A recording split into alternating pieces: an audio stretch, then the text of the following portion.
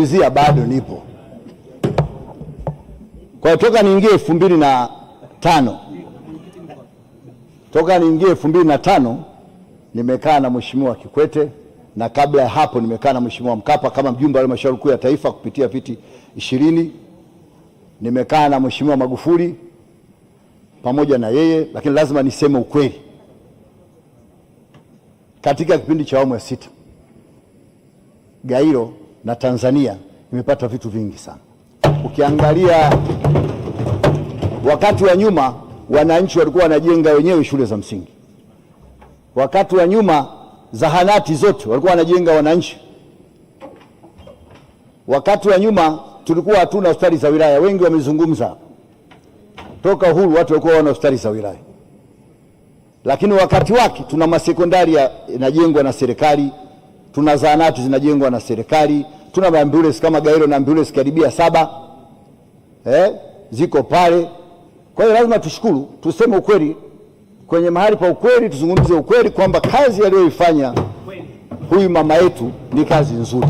Hata kama kuna mtu ana kinyongo, hicho ni kinyongo cha binafsi, sasa mtu huwezi kumlazimisha.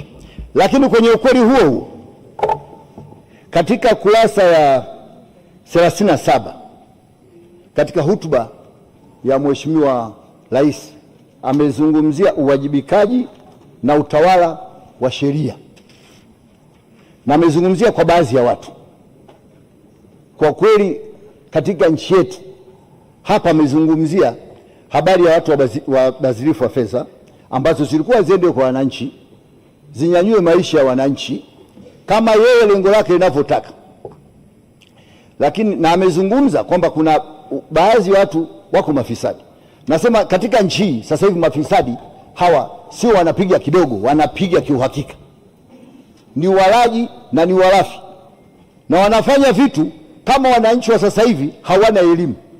Lazima tufahamu sasa hivi ukienda sehemu yoyote, hata kama kwenye kijiji cha bodaboda, utamkuta mtu wa chuo kikuu, utamkuta form 6, utamkuta form 4, utamkuta darasa la 7, utamkuta na sio soma. Wakikaa pamoja pale, wakianza kuongea, wote wanakuwa wako university. Kwa hiyo hawa watu sio hawaelewi. Utakuta mtu yuko serikalini ana GPA labda ya 2 labda 0.5, alafu yule ambaye yuko bodaboda ana 4, alafu huyu jambazi anamtuma bodaboda yule wa GPA ya 4, nenda kapeleke misumari pale, peleka hapa, alafu huyu naye mjanja anajua mshahara wake. Kwa hiyo lazima tujue hizi sheria za TAKUKURU kama ziko kidogo zimelegea, waleti basi tuzibadilishe. Watu kila sehemu wanajenga majumba nini, hakuna watu wanaona. Na tusizungumze sisi hapa kama bunge la CCM ambayo tuna uchungu, tusizungumze ya leo. Je, tunayozungumza ya leo tunajifurahisha ya leo? Je, ya 2030 nayo tunayasahau? Tukizungumza ya leo tujue kuna mbele huko, kuna 2030. Je, tunakwendaje kwenye chaguzi zetu?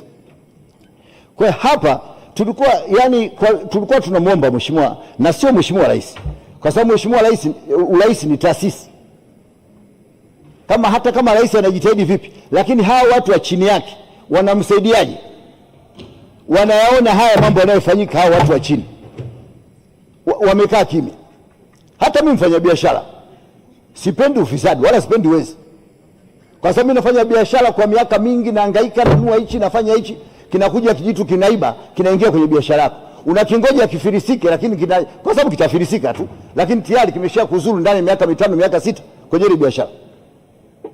Mheshimiwa Waziri Mkuu, nimemwona kabisa kwamba unahangaika sana na umeanza vizuri sana kwenye masuala haya. Sasa tunakuomba kama umeanza vizuri kwenye masuala ya kuangalia watu wezi wa nchi, baki tusikae hapa tu tuna kazi ya kusema sisi. Kwenye watu wezi wapo. Kwa hiyo Mheshimiwa Waziri Mkuu, umeanza vizuri, na tumeona umeita wale watu wa maadili na watu wa sehemu nyingine. Watu wa maadili sio wanakuja kwa wabunge. Mbunge mimi nakutana na pesa ya serikali wapi? Sikutana mahali popote. Lakini nyinyi mawaziri na watu wa chini yenu tunakutana hela ya serikali. Kwa hiyo kama ni vibaka, basi ni huko kwenda huko chini. Kwa hiyo Mheshimiwa Waziri Mkuu, umeanza vizuri na mimi nakupongeza, na uendelee hivyo hivyo, na umerudisha angalau imani kwa wananchi.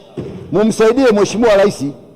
Rais hawezi kawa anaangalia mwizi yuko Gairo halmashauri, akaangalia yuko sijui Bukombe, akaangalia yuko Rorya, akaangalia. Haiwezekani kitu kama hicho. Na muwe mnafuata ushauri wa kitaalamu. Kama tuna vyombo vyetu vya usalama na ulinzi ambavyo vinahusika kwenye masuala ya ushauri, chukueni ushauri, muangalie. Maana sababu wananchi wa sasa hivi sio wajinga, wanajua kabisa hili jengo la fulani, hiki kitu cha fulani, huyu yuko serikalini ni mwizi aliyokubuhu. Na wengine tena wanaenda hata hawana aibu, utakuta wananunulia watu mshikaki, wananunulia nini. Kama hamna wengine, njoo mimi nitawaandikia wezi wote, maanake na mimi ni usalama wa taifa kujitegemea, nipo hapa, msiwe na wasiwasi.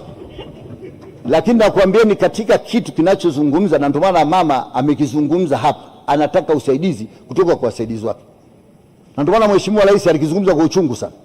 Je, wasaidizi wake mnafanya hizo kazi? Na huko mawaziri msikae tu hapa mnangoja nani atakuwa rais baada ya 2030 nani. Hata sisi huku nyuma, mimi nilikuwa naongea na Maganga yuko Maganga atakuwa maki, hata mimi na troti maki, lazima tujue, msikae huko tu kila huyu anataka hichi anataka. Hata sisi huku nyuma tulikuwa tuna troti. Nilikuwa naongea na ndugu yangu Jafari hapa, yuko mwingine hapa anataka waziri mkuu. Tutafunda sasa, msema sasa tutakwenda. Lakini cha mwisho, Mheshimiwa Waziri Mkuu, nikupongeze, unafanya kazi nzuri. Naomba hapo hapo na timu yako wote, na najua katika timu yako wa mawaziri mlioko sasa hivi wengi ni wazuri, ila muangalie huko chini. Hata hapo wabunge hao wengine usione wapigi kelele, na waingia kichwani, wanajua ninachokiongea na wanakielewa. Ukikienda sehemu fulani utakuta jumba la fulani, jumba la fulani. Kuna mmoja hapa alijenga jumba akaandika kabisa na jina lake fulani Tower. Jamani, sasa huko tunafanyaje? Na sisi mnatupa kazi ya ziada. Mtu anayekupenda atakwambia ukweli. Mtu mnafiki atatoka hapa atapiga debe, akitoka huko nje tunaenda vibaya. Mimi sina mengi, nashukuru sana, asante sana. Asante Mheshimiwa Shabibi. Tunaendelea na Mheshimiwa Douglas Didas Masaburi. Ajiandae Mheshimiwa